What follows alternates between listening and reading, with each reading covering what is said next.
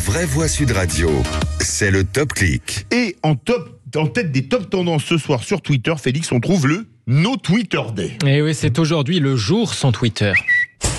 Ça part d'une tribune publiée dans Le Monde par Tristan Mendès France, Julien Pain et Rudi Reichstadt. Il y a quelques jours, nous appelons les utilisateurs de X, ex-Twitter, a engagé le 27 octobre une grève du tweet, un No Twitter Day, écrivait-il, car oui, ça fait un an aujourd'hui qu'Elon Musk a pris le contrôle du réseau social.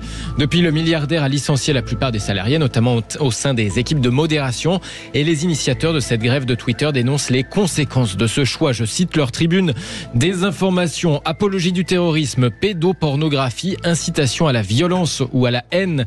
Ils dénoncent aussi la mise en place d'un mode payant de certification qui, selon eux, instaure un système censitaire peu compatible, disent-ils, avec l'accès équitable à la liberté d'expression. Alors pour autant, le succès de ce hashtag No Twitter Day, même aujourd'hui, ça montre que l'opération n'a pas franchement convaincu tout le monde. D'ailleurs, un autre hashtag Vive X est monté dans les tendances aujourd'hui.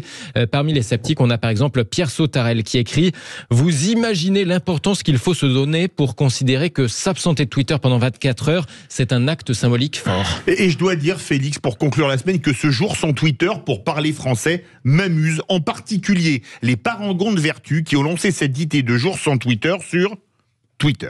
D'ailleurs, ils sont tellement accros à Twitter que Julien Pain, un des instigateurs de cette opération, a cru bon de tweeter le jour où il appelle à ne pas tweeter, je cite: aujourd'hui c'est le No Twitter Day, ce n'est pas parce que nous avons décidé de faire cette journée sans tweet qu'on ne vous observe pas.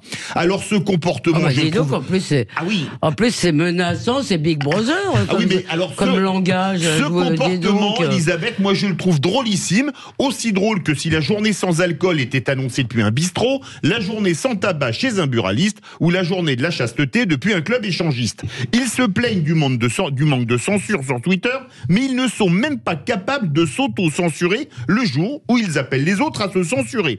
Leur exemplarité me fait penser au film La Cage aux folles, quand le président du Rassemblement pour l'ordre moral meurt dans les bras d'une prostituée mineure. Comme disait Maurice Clavel, messieurs les censeurs, bonsoir.